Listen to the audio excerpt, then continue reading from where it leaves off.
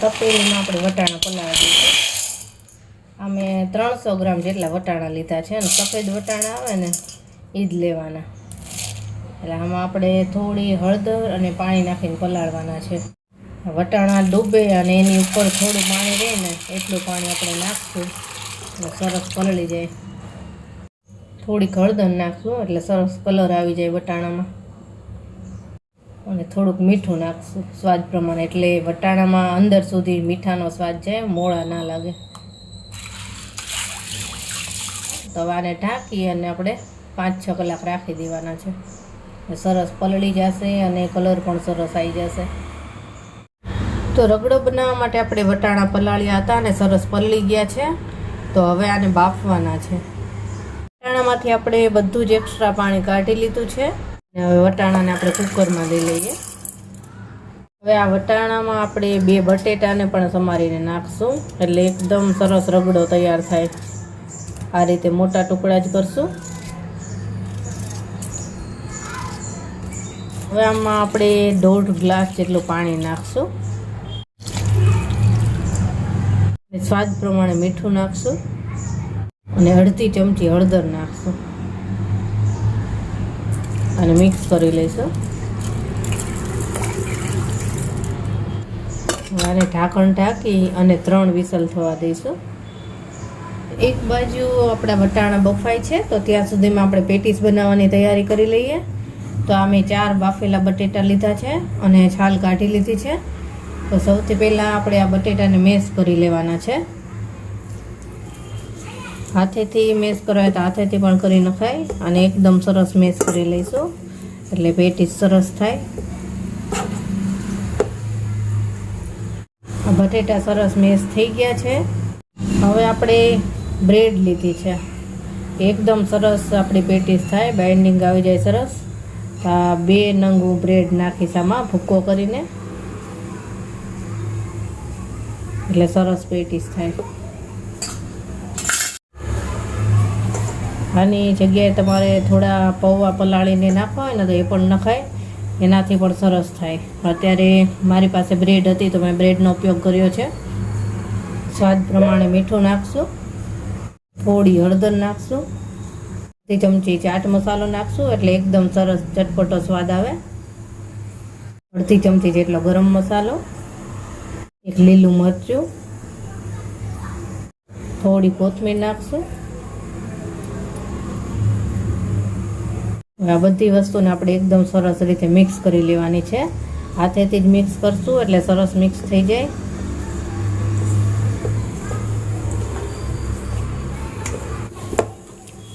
તો પેટીસનું મિશ્રણ સરસ આપણે મિક્સ કરી લીધું છે।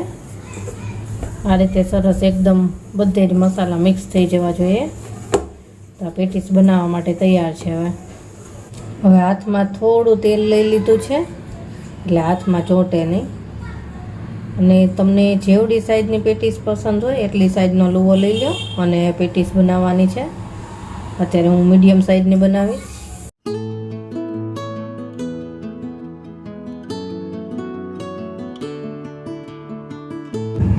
આ રીતે બધી સાઈડથી એક જ સાઈડની રહે એ રીતે કરવાની એટલે શેકાય સરસ બધી સાઈડથી। તો આટલી આપણે પેટીસ કરી લઈએ।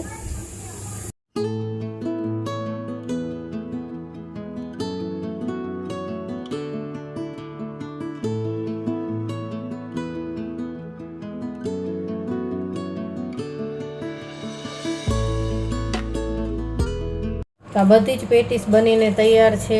હવે આને આપણે તવામાં ફ્રાય કરી લઈએ। આપણે આ નોનસ્ટિક તવો મૂકી દીધો છે અને એમાં આપણે 2 થી 3 ચમચી જેટલું તેલ લઈશું। તેલ ગરમ થઈ ગયું છે, હવે પેટીસ આપણે રાખી દઈશું છૂટી છૂટી અને એકદમ ધીમા તાપે આને આપણે 2 સાઈડથી ગોલ્ડન થાય એવી ફ્રાય કરવાની છે। પહેલાં આપણે બોર્ડર ઉપર જ રાખી દઈએ પછી વચ્ચે રાખશું।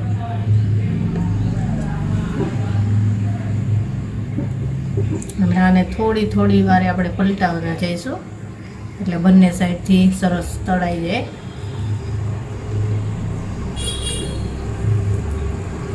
એક સાઈડથી ગોલ્ડન થઈ જાય એટલે આપણે આને બીજી સાઈડ ફેરવી લઈશું।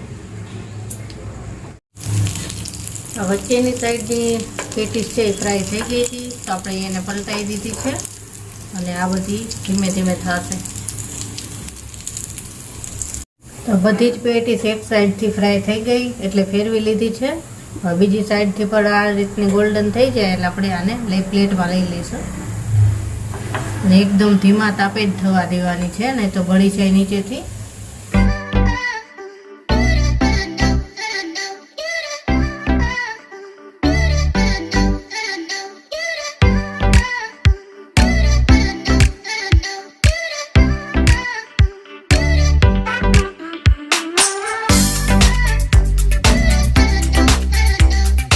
તો હવે જેમ જેમ પેટીસ શેકાતી જાય છે તેમ તેમ હું પ્લેટમાં લીધી જાઉં છું. આ બંને સાઈડથી થઈ ગઈ છે, આ રીતની થવી જોઈએ. તો બધી જ પેટીસ ફ્રાય થઈ ગઈ છે અને આપણે પ્લેટમાં લઈ લીધી છે. હવે આપણે રગડો વઘારીએ. તો વટાણા બટેટા પણ સરસ બફાઈ ગયા છે, જો એકદમ સરસ બફાઈ ગયા. તો બટેટાને આપણે આ રીતે દબાવી અને મેશ કરી લેવાના છે અને થોડા થોડા વટાણાને પણ મેશ કરશું. તો આ વટાણા બટેટાને આપણે થોડા થોડા મેશ કરી લીધા છે આ રીતના. અને હવે આમાં આપણે વઘાર કરી અને નાખવાનો છે આમાં કુકરમાં જ. ખરેખર તો આ રગડાને છે ને વઘારવાનો જ નથી હોતો, બસ આ રીતનો જોઈએ છે અને પછી આમાં ચટણીને બધું નાખવાનું હોય છે. પણ ઘણા બધા લોકો વઘારતા હોય છે તો પાછા કહેતા કે રગડો વઘાર્યો તો નહીં, એટલે આપણે થોડો વઘાર નાખી દઈએ. નહીંતર મેં તો જે રગડાવાળા ભાઈને પાસેથી જ રેસીપી લીધી હતી તો એ ભાઈએ તો ચોખ્ખું કીધું હતું કે રગડો ક્યારેય વઘારવાનો જ ના હોય, આ રીતનો જ હોય. બસ આ રીતનો તૈયાર થઈ જાય એટલે પેટીસ ઉપર આ નાખી અને પછી બધી ચટણી ને ડુંગળીને બધું નાખવાનું હોય. પણ આપણે થોડો થોડો વઘાર નાખી દઈએ. 1 ચમચી જેટલું તેલ લેવાનું છે, 1 ચપટી હિંગ, 1 ચમચી જેટલું આદું લસણ સમારેલું અને થોડું જ ફ્રાય થવા દેવાનું છે. થોડી 1 ચપટી જેટલી હળદર નાખશું અને થોડો ગરમ મસાલો 5 ચમચી જેટલો. હવે આને આપણે થોડું ફ્રાય કરી લઈશું. બસ આ થઈ ગયું અને હવે ગેસ ઓફ કરી દેવાનો છે. હવે આ વઘાર રગડામાં નાખી દઈશું. બસ આટલો જ આનો વઘાર હોય અને મિક્સ કરી લઈશું.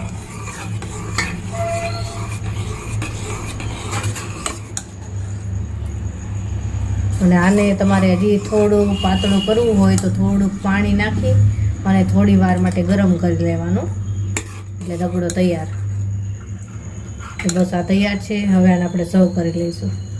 રગડો સર્વ કરવા માટે આપણે બધી જ સામગ્રી તૈયાર કરી લીધી છે. આ પેટીસ તૈયાર થઈ ગઈ છે.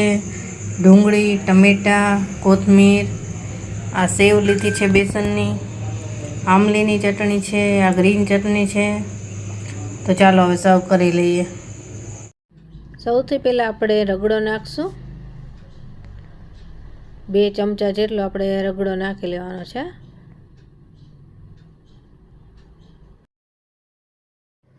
અને હવે રાખી દઈશું 2 પેટીસ.